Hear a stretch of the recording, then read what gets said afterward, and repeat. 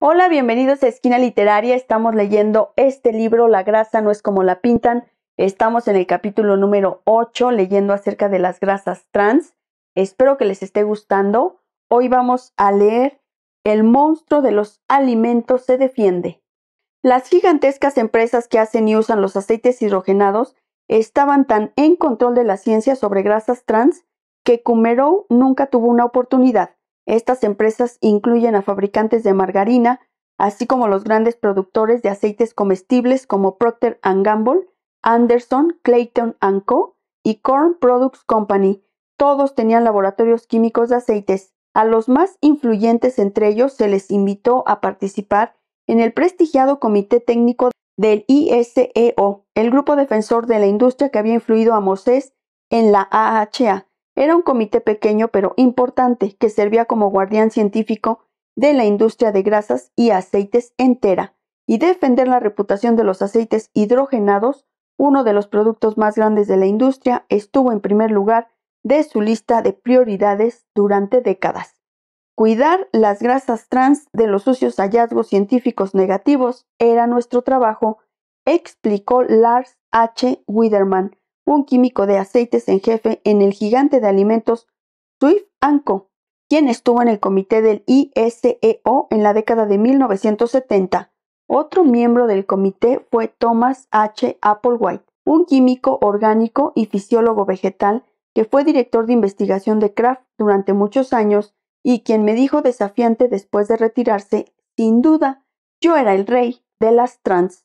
Con la dirección de Applewhite, el comité tenía la labor de estar atento por artículos académicos como los de Coumerow que pudieran dañar la reputación de las grasas trans. Applewhite y su equipo entonces lanzarían refutaciones académicas, también asistían a conferencias y hacían preguntas incisivas durante el tiempo de preguntas y respuestas, intentando crear dudas sobre cada aspecto de cualquier investigación sobre grasas trans que fuera siquiera remotamente crítico.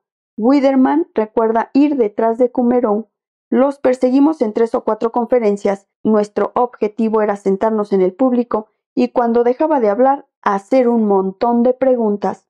Coumerow los consideraba intimidantes, especialmente a Applewhite, un hombre alto con una voz retumbante. Se levantaba de un salto y empezaba a señalar cosas. Era muy agresivo, recuerda Coumerow. En su opinión, esto iba más allá de la clase de intercambio respetuoso normal que uno espera entre científicos. Randall Wood tuvo la misma experiencia, Applewhite y Hunter. Su efecto principal era en las reuniones, donde las sinopsis ya se habían dado desde hacía mucho, así que sabían lo que ibas a decir. Recuerda, así que algunas veces en la parte de preguntas y respuestas te atacaban por sorpresa con algo que, en muchos casos, ni siquiera estaba relacionado con lo que estabas diciendo. Al haberse topado con esta crítica negativa aguda, tanto en conferencias como en revistas científicas, Wood eventualmente dejó de estudiar las grasas trans, por ejemplo. Era un campo de estudio infructuoso. Simplemente era muy duro hacer cualquier progreso sin apoyo, lamentó. El momento en que Coumerow se encontró a sí mismo en un desacuerdo real con el ISEO fue en 1974, cuando presentó los resultados de un estudio que había hecho con cerdos miniatura. Había elegido estos animales porque, al igual que los humanos, son omnívoros y por tanto se consideran modelos adecuados para estudiar el desarrollo de la arteriosclerosis. Cuando alimentaba a un grupo de cerdos con grasas trans, Coumerow se dio cuenta de que sus lesiones arteriales crecían más rápido que las de un grupo al que alimentaba con grasa butírica, sebo de res o aceite vegetal sin grasas trans. El grupo con grasas trans también tenía más depósitos de colesterol y de grasa en las paredes arteriales.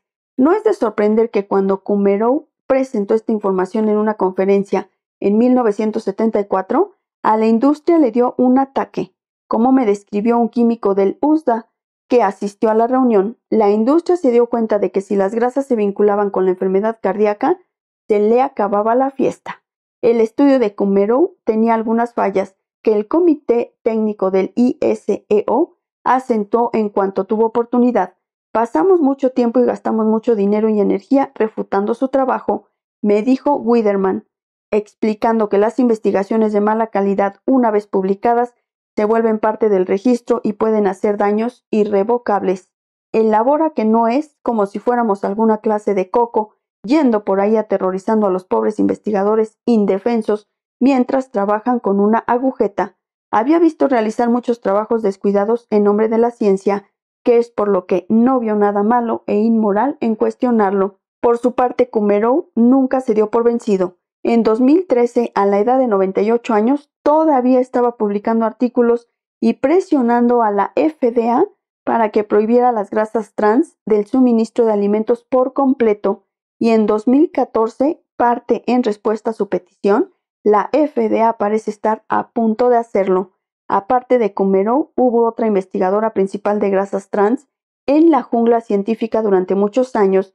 Fue Mary G. Enig, una bioquímica nutricional de la Universidad de Maryland, quien desde finales de la década de 1970 había estado estudiando las grasas trans un tanto separada de Kumerow.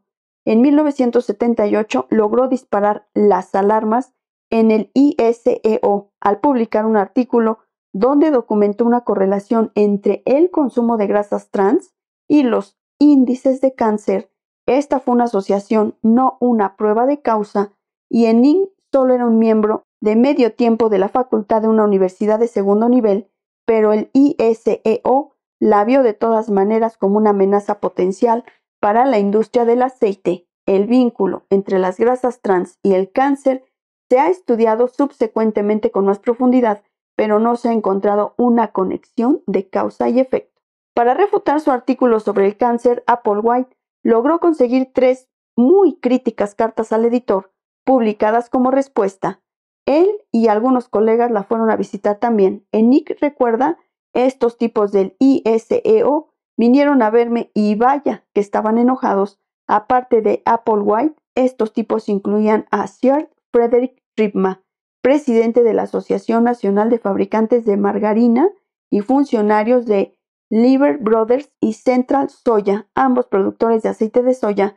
Como describe Enig, dijeron que habían estado muy pendientes para prevenir que artículos como el mío surgieran entre la literatura y no sabían cómo se les había escapado este caballo del corral. Aunque ella tal vez no tenía mucha influencia profesional, Enig se rehusó a jugar el papel de la que teme.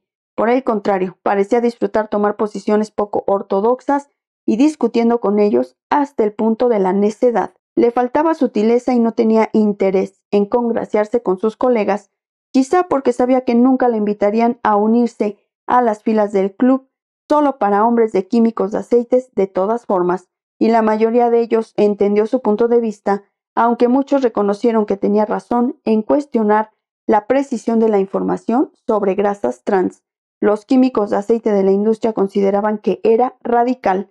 Algunas de las palabras que utilizaron para describirme fueron loca, paranoica, demente y fanática. Applewhite, en cambio, había trabajado en la industria del aceite vegetal desde la década de 1960 y era un líder entre sus colegas. A lo largo de las décadas de 1980 y 1990, conforme las grasas trans se empezaron a discutir y estudiar más abiertamente, el debate sobre la ciencia parecía reducirse cada vez más a Enig versus Applewhite. En cualquier conferencia donde se discutiera el tema, cada uno contradiría casi todo lo que el otro dijera. Ella se defendía y él ladraba de vuelta. En una conferencia en 1995 en San Antonio, Texas, esto se dio de manera acalorada durante 5 o 10 minutos. Fue agonizante verlo. Todos estábamos incómodos, dijo un asistente. Su interacción fue mucho más allá del dime y direte por un desacuerdo científico al que estábamos acostumbrados, comentó otro. Un empate importante sucedió en 1985 en una junta que representaba una de las primeras ocasiones en las que el gobierno había reconocido seriamente la existencia de los aceites hidrogenados y sus posibles efectos en la salud. Durante casi todo el siglo XX, el gobierno había adoptado una política de no intervención sobre este ingrediente. Los NIH estaban enfocados mejor en las grasas saturadas y el colesterol, y la FDA nunca le puso mucha atención, quizá porque el ISEO se encargaba de mantener relaciones especialmente cercanas con esa agencia durante décadas. El grupo de grasas y aceites incluso contrató a sus presidentes recién salidos de la oficina legal de la FDA.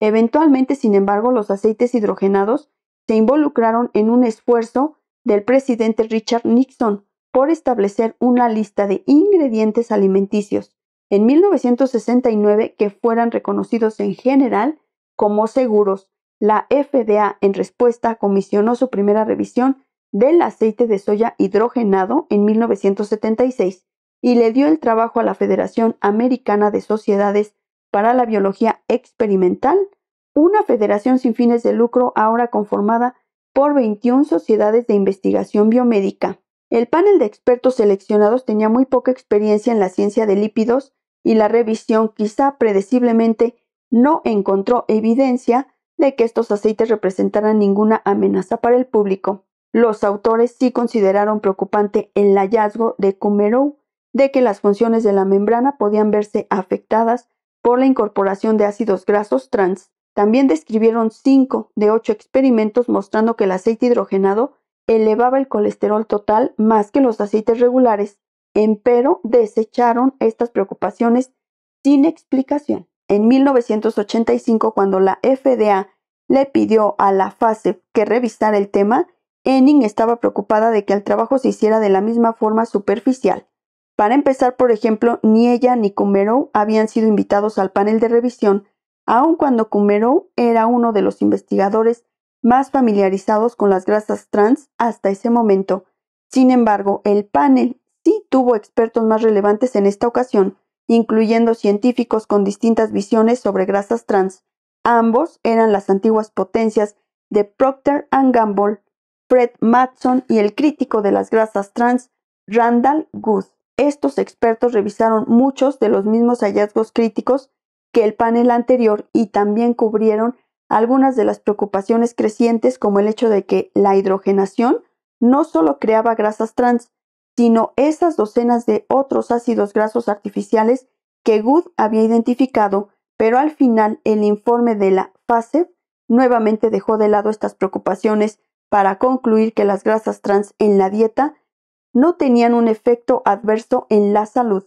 Dado que no estaba en el comité, Hennig tuvo que limitar sus comentarios a la sección de preguntas públicas en una de las reuniones del panel. Estaba muy preocupada de que el panel de la FASEB no reconociera cuántas de estas grasas trans estaban comiendo realmente los estadounidenses. El grupo experto había estado lidiando con esta pregunta porque parte de los efectos negativos para la salud vinculados con las grasas trans dependían mucho de la cantidad consumida.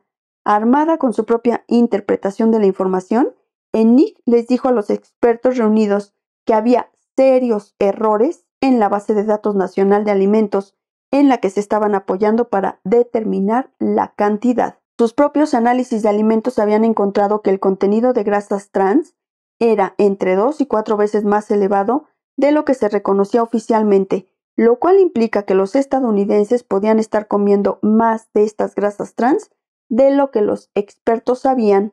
Applewhite siguió criticando severamente el trabajo de Hennig con sus colegas. Era una falacia, escribió, repleto de tergiversaciones y errores flagrantes, así como elecciones parciales de los hechos.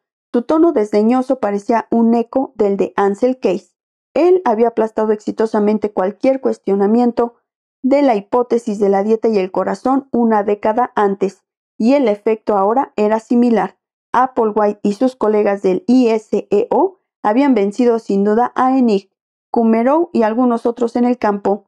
Las múltiples cartas de crítica, el cuestionamiento incesante y las objeciones interminables fueron una táctica completamente exitosa, y la escasez de investigación sobre grasas trans desde la década de 1960 hasta la de 1990 se debió en gran parte a los esfuerzos del ISEO.